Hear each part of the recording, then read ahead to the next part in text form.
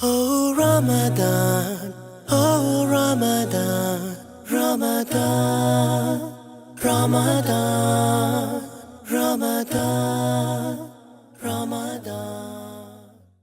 नाज़रीन किराम, अस्सलामु अलैकुम वरहमतुल्लाहि वबरकातुहू। एक बार फिर अलबिर मुंबई के इस सिलसिलावार प्रोग्राम तोहफ़े रमज़ान के अंदर आपका इस्तकबाल है। हम और आप ने अभी तक रमज़ानुल मुबारक के फ़ज़ाइल व मसाइल से मुताल्लिक़ बहुत सारी बातें समाअत की हैं। आइए हम और आप सुनते हैं कि रमज़ानुल मुबारक के इस महीने के अंदर हम और आप कैसे नेकियों को कमाएं और किस तरीके से हम अजर व सवाब को हासिल करें। इस ताल्लुक़ से हमने बहुत सारी बातें सुनी हैं। रोज़ा या सौम किसे कहते हैं, इसके बुनियादी अहकाम व मसाइल क्या हैं, इस ताल्लुक़ से कुछ बातें हम और आप समाअत करते हैं। सौम का लुग़वी व इस्तिलाही माना ये है कि सामा यसूमो सौमन, इसका माना होता है अल इम्साक, यानी रुक जाना।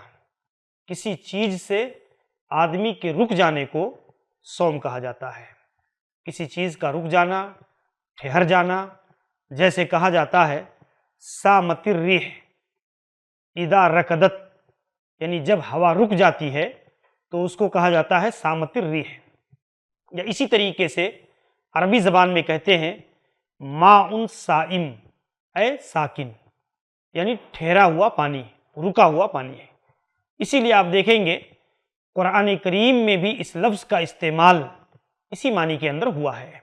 जहाँ अल्लाह तबारक व तआला ने सूरह मरियम के अंदर हज़रत मरियम अलैहिस्सलातु वस्सलाम के बारे में ज़िक्र फरमाया कि वो कहती हैं इन्नी नज़रतु लिर्रहमानि सौमा, मैंने रहमान के लिए खामोश रहने की नज़र मानी है। सौमा यानी खामोश रहने की, तो कलाम और गुफ्तगू से रुक जाना भी लुग़वी एतबार से सौम है। यहाँ कलाम से रुक जाने को सौम कहा गया है।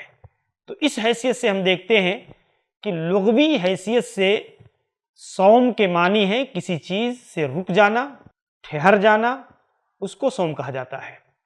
इस्तिलाही हैसियत से जब हम देखते हैं तो सौम की तारीफ़ उलमाए किराम ने बहुत ही उम्दा अंदाज में किया है। और इसके मानी को समझाने के लिए शेख उबैदुल्लाह रहमानी रहमहुल्लाह, इमाम इब्न हजर अस्क़लानी और इमाम नववी रहमहुल्लाह के हवाले से कहते इम्साकुन मखसूस फ़ी ज़मनिन मखसूस अन शैइन मखसूस बेशराइत मखसूसा। ये तारीफ़ की है जमहूर उलमा ने रोज़ा की।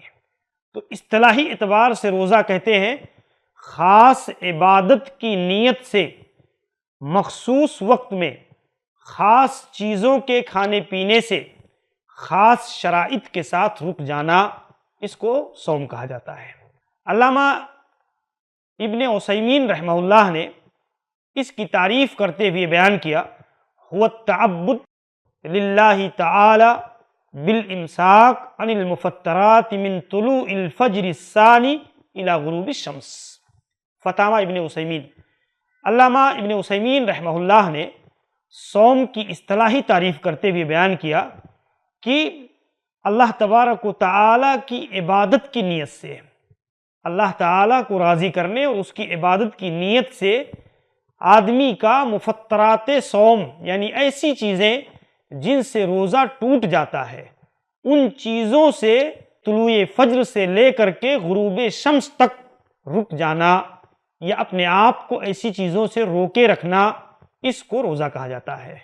ऐसे ही आप देखें जमहूर उलमा ने जो तारीफ़ की है, वो तारीफ़ में ये चीज़ दाखिल है कि अल्लाह ताला की तक़र्रुब, अल्लाह की बंदगी और अल्लाह की इबादत की नीयत से इंसान का तुलूए फज्र से लेकर के गुरूब आफ्ताब तक वह सारे आमाल, वह सारे काम जिससे रोज़ा फासिद और ख़राब हो जाता है, आदमी का अपने आप को रोक लेना, इसको रोज़ा कहा जाता है।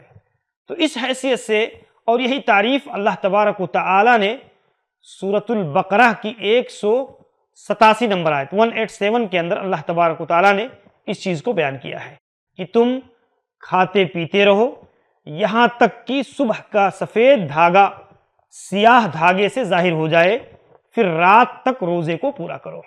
تو گویا اللہ رب العالمین نے خود اس آیت کریمہ کے اندر روزہ کی اصطلاحی تعریف بیان فرمائی ہے۔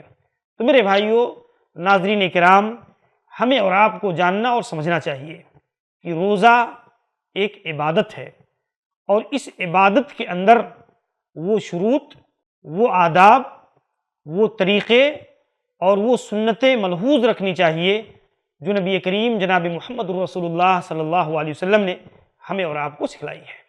اسی حیثیت سے اللہ کے حبیب صلی اللہ علیہ وسلم نے ایک حدیث کے اندر روزہ کے تعلق سے بیان فرمایا، یدعو طعامہ و شرابہ و شہوتہ من اجلی۔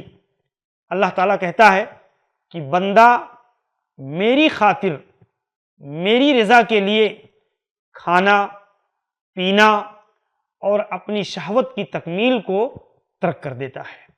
تو گویا اصطلاحی اعتبار سے روزہ اس چیز کو شامل ہے۔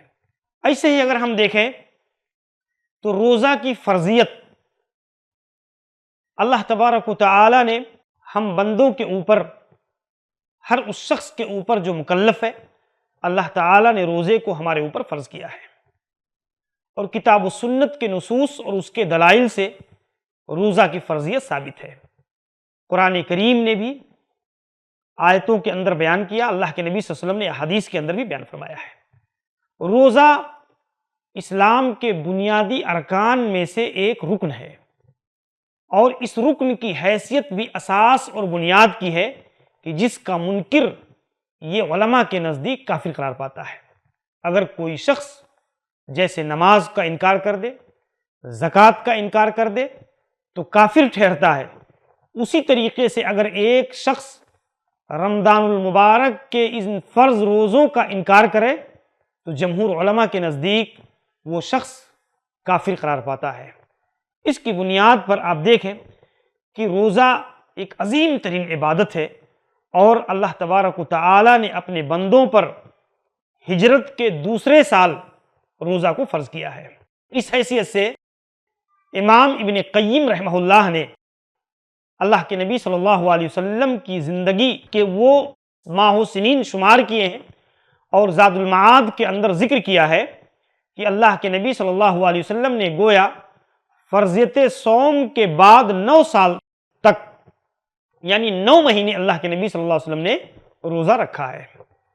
جیسے قرآن کریم نے بیان فرمایا روزہ کی فرضیت سے متعلق، یا ایھا الذین آمنوا کتب علیکم الصیام کما کتب علی الذین من قبلکم لعلکم تتقون، سورہ بقرہ 183۔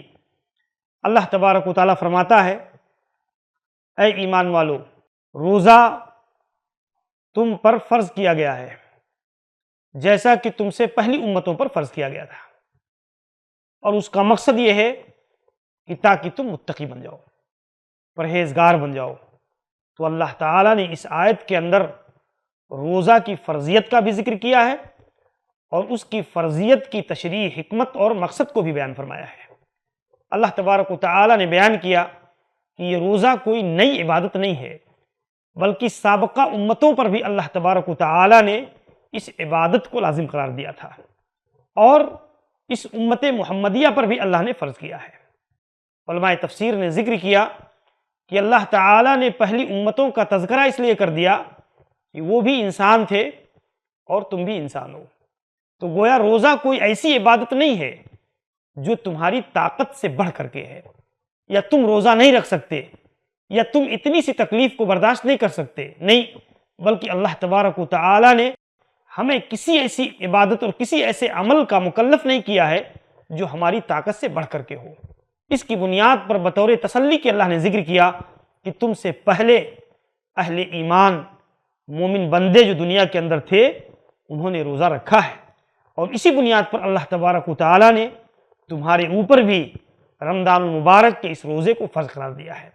ایک دوسری آیت میں اللہ تبارک و تعالیٰ فرماتا ہے، فمن شہد منکم الشہر فلیصمہ، جو آدمی رمضان المبارک کے اس مہینے کو پالے تو اسے چاہیے کہ ضرور اس مہینے کا روزہ رکھے۔ تو اس کے اندر بھی اللہ تبارک و تعالیٰ نے روزہ جیسی عظیم ترین عبادت کی فرضیت کا ذکر کیا ہے۔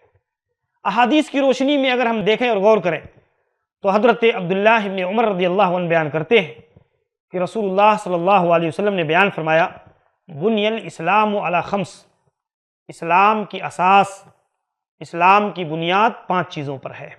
اگر کوئی ایک چیز ڈھہ جائے تو پورا دین ڈھہ جاتا ہے۔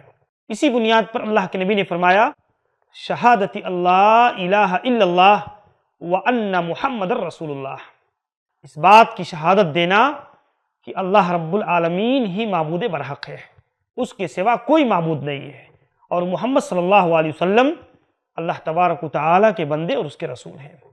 نماز قائم کرنا، زکوٰۃ دینا، حج ادا کرنا اور ماہ رمضان کے روزے رکھنا، یہ 5 چیزیں اللہ کے نبی صلی اللہ علیہ وسلم نے بیان فرمائی اور اس کو اسلام کا بنیاد قرار دیا۔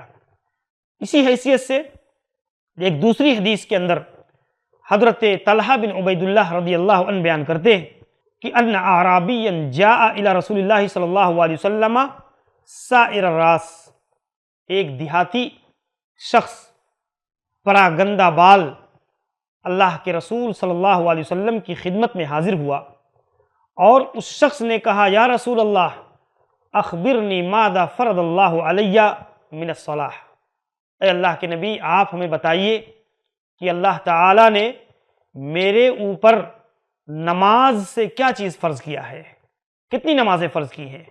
تو اللہ کے نبی نے فرمایا، الصلوات الخمس الا ان تطوع شیئا، اللہ نے 5 وقت کی نمازیں تمہارے اوپر فرض کی ہیں، الا یہ کہ تم اور نفلی نمازیں، سنت نمازیں بھی تم ادا کر لو۔ فقال اخبرنی ماذا فرض اللہ علی من الصیام، اللہ کے رسول آپ بتائیے کہ اللہ تعالیٰ نے میرے اوپر روزہ رکھنے سے کیا چیز فرض کی ہے، روزہ سے متعلق کن چیزوں کو فرض کیا ہے؟ تو اللہ کے نبی صلی اللہ علیہ وسلم نے فرمایا کہ شہر رمضان، آپ نے فرمایا شہر رمضان الا ان تطوع شیئا، رمضان کے مہینے کا، ایک مہینے کا روزہ رکھنا یہ اللہ نے تمہارے اوپر فرض کیا ہے۔ اس حدیث سے ہمیں پتہ چلتا ہے کہ رمضان المبارک کا روزہ اللہ تعالیٰ نے ہمارے اوپر فرض قرار دیا ہے۔ اسی حیثیت سے آپ دیکھیں، اس شخص نے زکوٰۃ سے متعلق پوچھا، شرائع اور احکام کے متعلق اس نے سوال کیا، تو اللہ کے نبی صلی اللہ علیہ وسلم نے اسے یہ چیز بیان فرمائی، اور پھر جب وہ شخص جانے لگا تو اس نے بیان کیا کہ میں نہ تو اس سے کچھ کم کروں گا اور نہ ہی اس میں کچھ زیادہ کروں گا جو محمد صلی اللہ علیہ وسلم نے مجھے بتایا ہے۔ تو اللہ کے نبی صلی اللہ علیہ وسلم نے بیان فرمایا، افلح ان صدقہ او دخل الجنہ ان صدقہ، اگر اس آدمی نے جو بات کہی ہے کہ وہ نہ اس کے اندر زیادہ کرے گا نہ کم کرے گا، اگر یہ اپنی بات پر ثابت قدم رہا اور ان اعمال کو ایسے ہی اس نے اختیار کیا تو یہ کامیاب ہو گیا یا جنت کے اندر یہ داخل ہوگا۔ تو اس حدیث کے اندر میرے بھائیو، اللہ کے نبی صلی اللہ علیہ وسلم نے رمضان المبارک کے اس بابرکت مہینے کی فرضیت، اس کی حیثیت کو بیان کیا ہے، اور بہت سارے دلیل اور نصوص ہیں۔ ہم مسلمانوں کو تہ دل سے اس بات کو سمجھنا چاہیے، ہمیں علم حاصل ہونا چاہیے کہ اللہ تعالیٰ نے یہ ایک ایسی عبادت ہمارے اوپر فرض کی ہے کہ اس بارے میں ہم قیامت کے دن مسئول ہوں گے اور اللہ تعالیٰ ہم سے باز پرس کرے گا۔ میرے بھائیو، اللہ تعالیٰ نے یہ عبادات ہمارے اوپر فرض کیے ہیں۔ ناظرین کرام، ہمارے اس سلسلے کے ساتھ اسی طرح سے بنے رہیے، اور انشاءاللہ العزیز ہمارا یہ سلسلہ تحفہ رمضان یہ جاری رہے گا، اور اس کے اندر اہم ترین مسائل انشاءاللہ العزیز آگے کی مجلسوں کے اندر بیان ہوں گے۔ السلام علیکم ورحمۃ اللہ وبرکاتہ۔ Oh Ramadan, oh Ramadan, Ramadan, Ramadan.